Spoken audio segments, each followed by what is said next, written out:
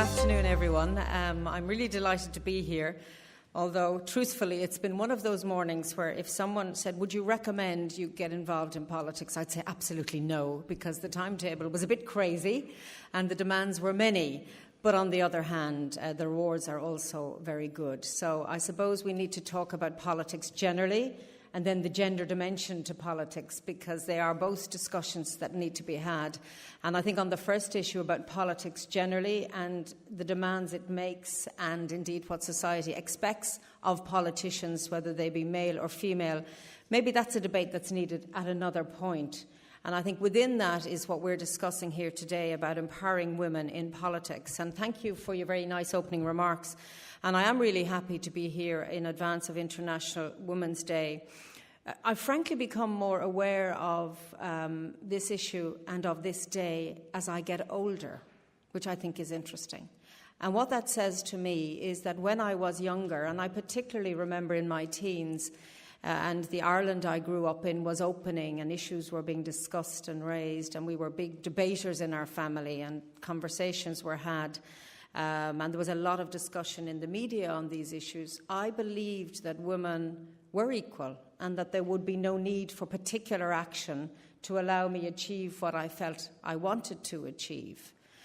I'm afraid that time has made me much wiser and perhaps slightly more disillusioned that what I believed then was a myth to some extent, and that really to bring about change and to empower women in politics and in many aspects of life, society needs to take positive action, that there needs to be a recognition that this is an issue, and we need to take action. And that's why it's really nice to be sharing and opening this event today in the presence of my Vice President colleague Papadimoulis, and thank you for the work that you do. We very much appreciate it.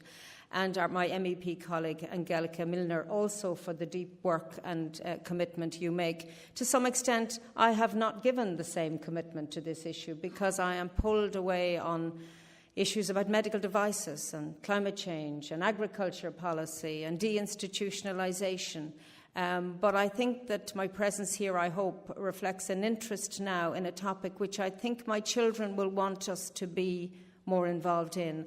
I have a sense that younger women do not realise yet that they are going to be faced with the challenges that we are debating here today.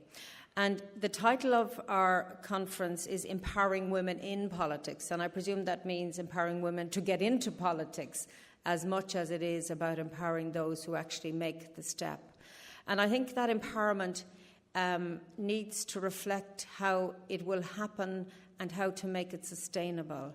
And that is not to look at those who have made it to be Prime Minister or presidents or big leaders, but to look at those who are coming up the ranks and to see if they are present, whether it comes to local authorities at council level, in community organisations, and how the power of women in these areas needs to then be nurtured and developed so that they can go on to make, if you like, make their presence felt in the wider political space. This House has good representation. You'll hear about figures, and the researchers and experts will talk to you much more about that. What I want to give is a sense, a general impression. When I look at this audience here, I think it's quite mixed. Hands up the men in the audience till I just get a sense of it.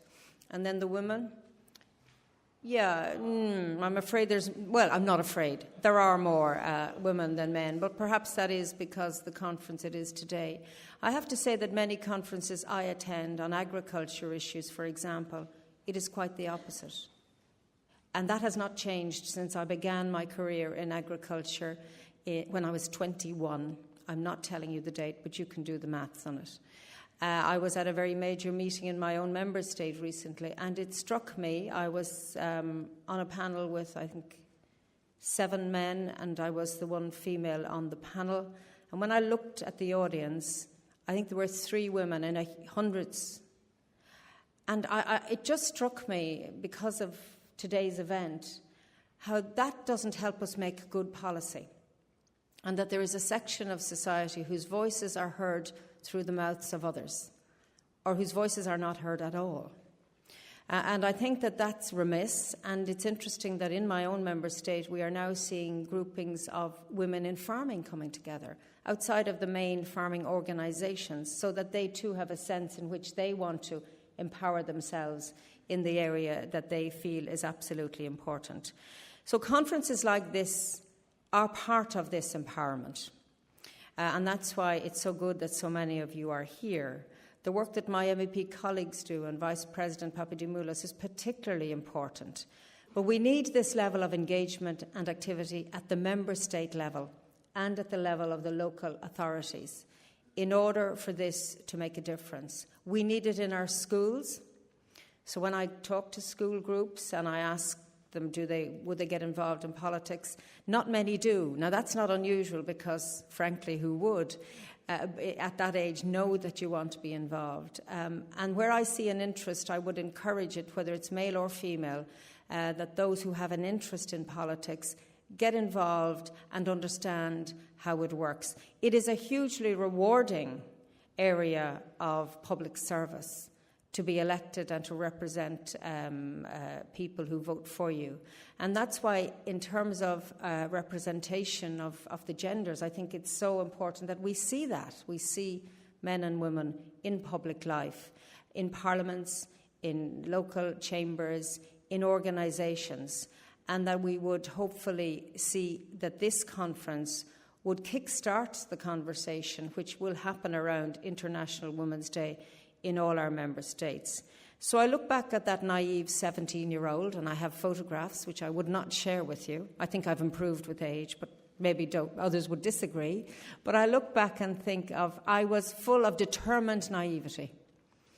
But I did get here, which is extraordinary, that I did eventually get involved in politics at a much later stage in my career. And I think that's the other conversation we need to have as well, that women, you don't have to start young, you can be involved in other careers, and men also, and that politics can be an option for you, but that you have to be open to the idea, and indeed the political party system and politics generally has to be open to the idea.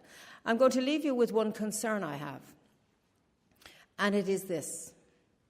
I get a sense in which where we have a number of women in high positions across member states or politically across the world, or indeed in the parliament, etc., that people say, oh, well, sure, didn't you get a few jobs, or are you not happy with what you have? Or you will be quoted as saying, well, there were 2 women involved in the parliament in the past or whatever as presidents. That I think we need to be careful of that narrative.